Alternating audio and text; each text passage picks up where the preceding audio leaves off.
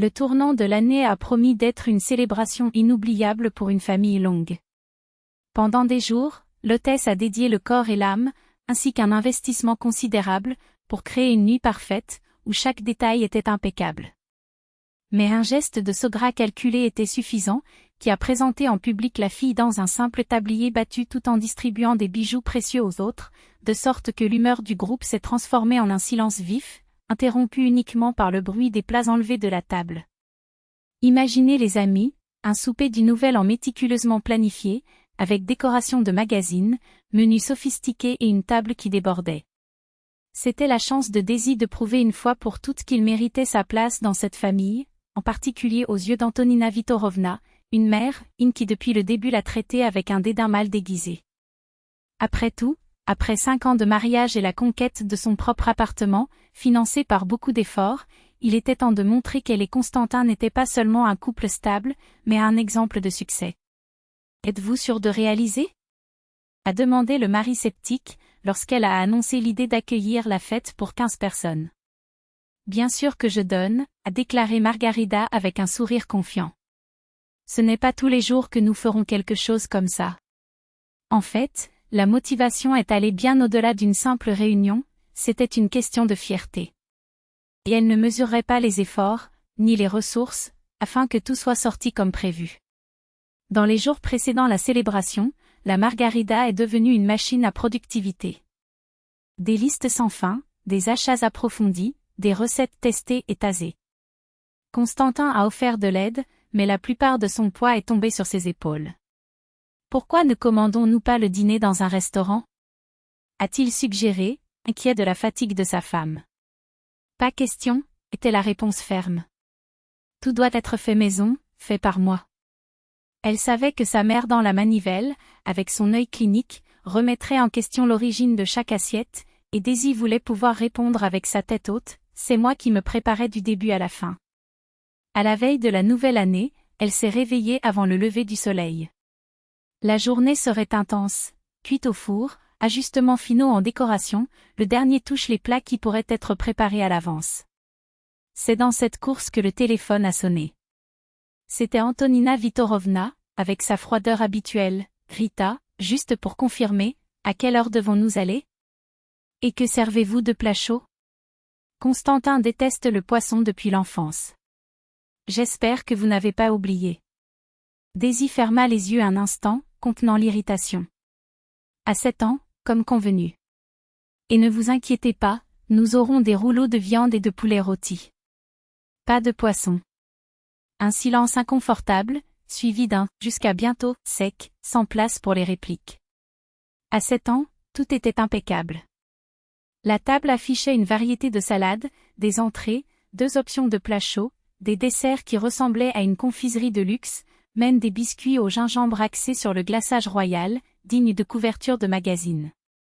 L'appartement brillait, l'arbre de Noël scintillait, et au centre de la table, une composition de bougies et de branches de piniero a donné la touche finale. « Vous avez dépassé toutes les attentes », a déclaré Constantin, vraiment impressionné. Daisy sourit. Les 40 000 reals sont investis dans le parti pesé dans leur poche, mais chaque centime en valait la peine. Les invités ont commencé à arriver.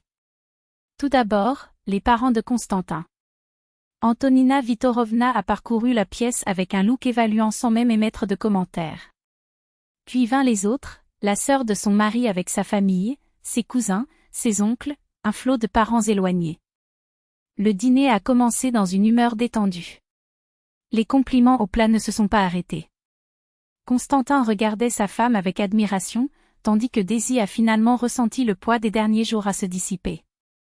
Même la mère, l'eau, après quelques jets versés, hocha la tête avec un signe discret d'approbation. Mais alors est venu le moment qui changerait tout. Entre le plat principal et le dessert, Antonina Vitorovna s'est levée avec un air solennel, « J'ai un petit cadeau pour mes filles. » Il a sorti 2 boîtes de son sac, une grande, une petite. « Svetlana, ma fille, c'est pour toi. » Lors de l'ouverture du paquet de velours, la sœur froarquée par surprise, une paire de boucles d'oreilles en diamant élégantes et brillantes qui ont pris vie sous les lumières de la fête. « J'ai toujours su que vous rêviez d'eux », a déclaré la mère dans l'halo, tandis que sa fille les a expérimentés, radiant. Puis vint le tour de Margarida. Et ça, Rita, est pour toi. Le cœur s'est accéléré en tenant la plus grande boîte. Serait-ce un ensemble de couverts en argent? Un morceau de cristaux fin?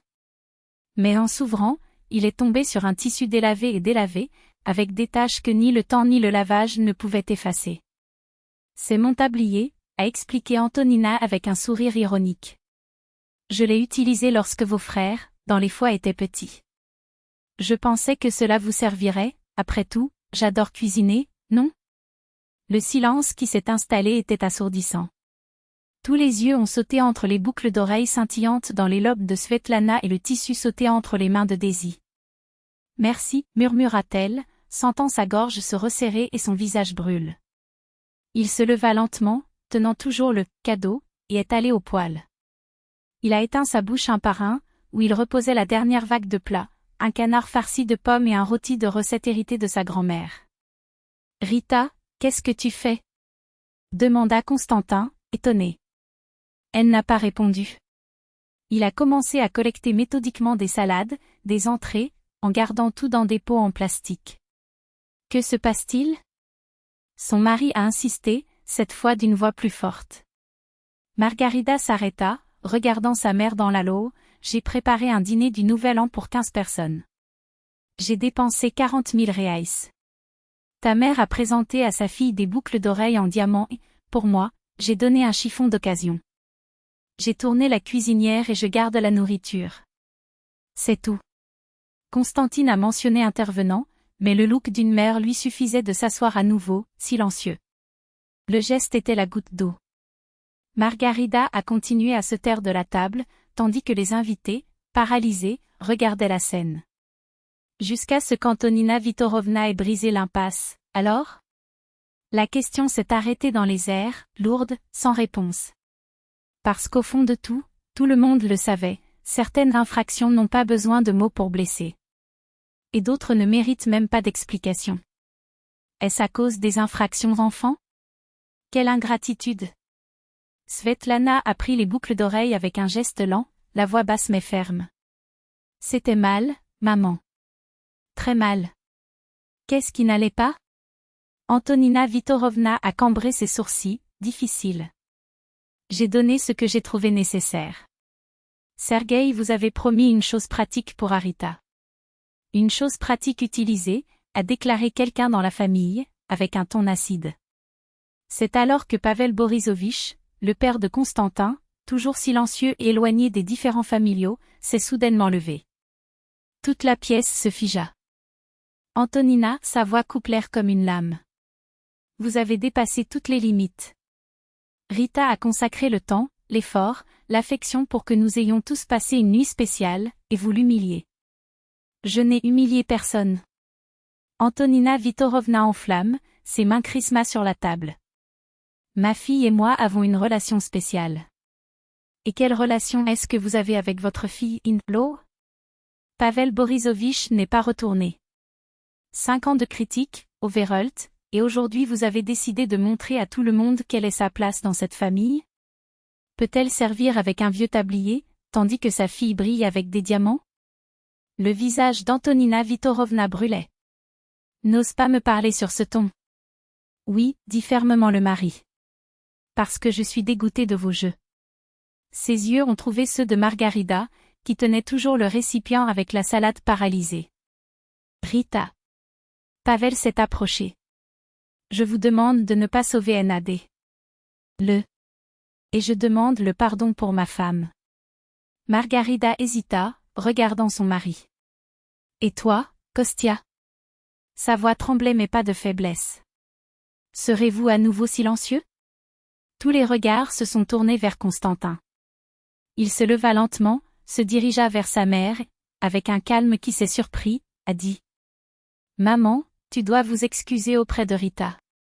Ce que vous avez fait était impardonnable. Je ne m'excuserai pas. Antonina Vitorovna leva le menton. Je n'ai rien fait de mal. Il vaut donc mieux partir, a déclaré Constantin. Quoi? Les yeux de la mère s'écarquillèrent. Êtes-vous en train de jeter votre propre mère à cause d'un tablier? Ce n'est pas pour le tablier, Constantin secoua la tête. C'est parce que vous ne respectez pas ma femme. Pas même moi. Et je me suis fatigué de tolérer. Antonina Vitorovna a balayé la pièce avec un look furieux, a attrapé le sac et est allé à la porte. Avant de partir, il a tourné. Tu le regretteras toujours, Kostia. Lorsque la porte s'est fermée derrière elle, un épais silence a repris l'environnement. Puis Svetlana s'est approchée de la Margarida et a étendu sa boîte avec les boucles d'oreilles. Prendre. Il devrait être à vous. Non, en retira fermement Daisy. Je ne veux pas de ces bijoux. Que voulez-vous alors? Demanda Svetlana en la serrant dans ses bras. Respect.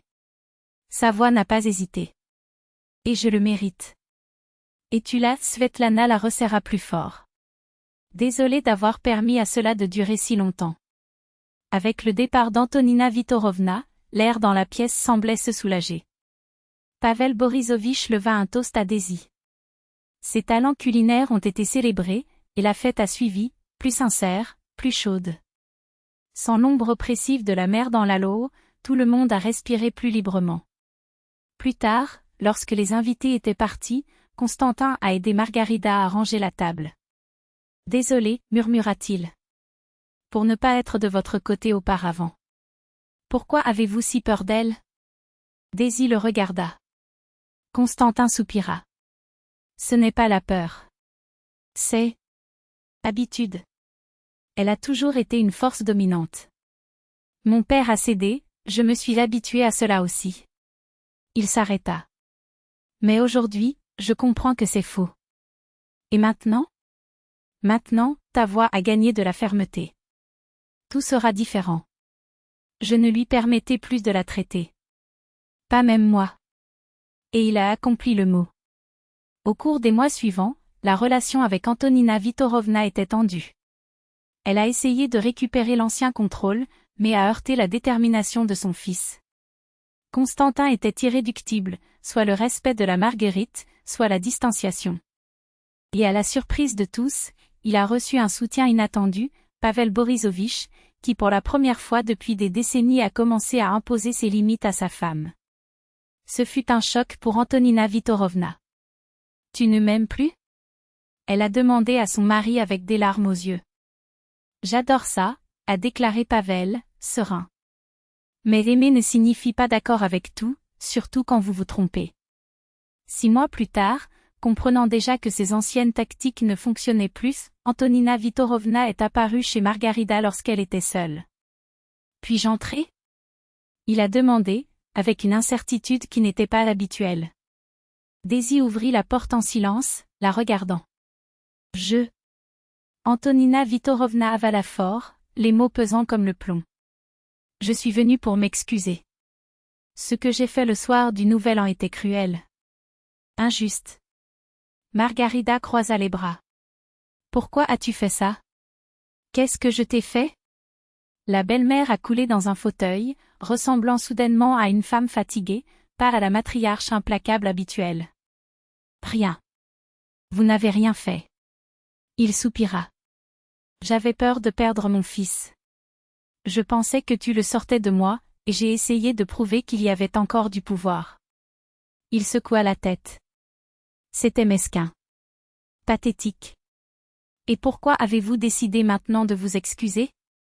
Parce que j'ai réalisé que je pouvais perdre non seulement mon fils, mais aussi le mari. Il a hésité. Et, j'ai commencé à faire de la thérapie. C'était l'idée de Pavel. Un proche flage. Il m'a donné un ultimatum, imaginez juste. Daisy ne pouvait pas éviter un sourire à imaginer.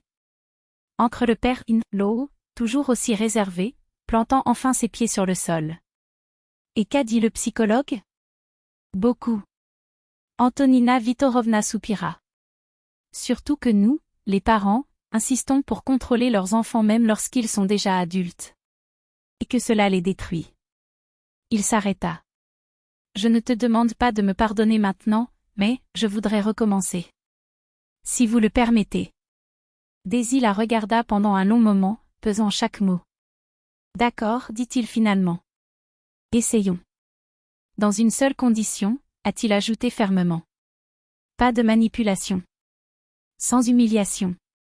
Tout le monde ici mérite le respect. Y compris vous. Y compris moi. Antonina Vitorovna hocha la tête. Je promets. C'était une étape importante. Cela n'a pas tout changé de temps en temps, il y avait des rechutes, des ressentiments, lorsque le passé a menacé de refaire surface. Mais Antonina Vitorovna a essayé. Et Margarida et Constantin lui ont donné cette chance. 2 ans plus tard, le soir du Nouvel An prochain, la famille s'est réunie chez eux. Cette fois, ils ont cuisiné ensemble. Le moment venu, Antonina Vitorovna a remis à la Margarida une petite boîte. À l'intérieur, une paire de boucles d'oreilles en argent avec des améthystes. Ils ne sont pas aussi chers que ceux de Diamond, a déclaré la mère dans l'halo, avec un tremblement dans sa voix. Mais j'ai choisi avec amour. Je pensais que la pierre se combinerait avec ses yeux. Daisy la serra dans ses bras, sentant ses yeux brûler. Ils sont beaux. Merci. Lorsque les derniers invités étaient partis, Constantin a impliqué sa femme autour de la taille et a chuchoté. Vous avez fait l'impossible. Apprivoisez ma mère. Ce n'était pas moi, Daisy secoua la tête en souriant. Nous étions. Et savez-vous ce que j'ai appris? Parfois, arrêtez simplement de durcir. Tracez des limites, même avec peur. Et ce tablier? Demanda soudainement Constantin.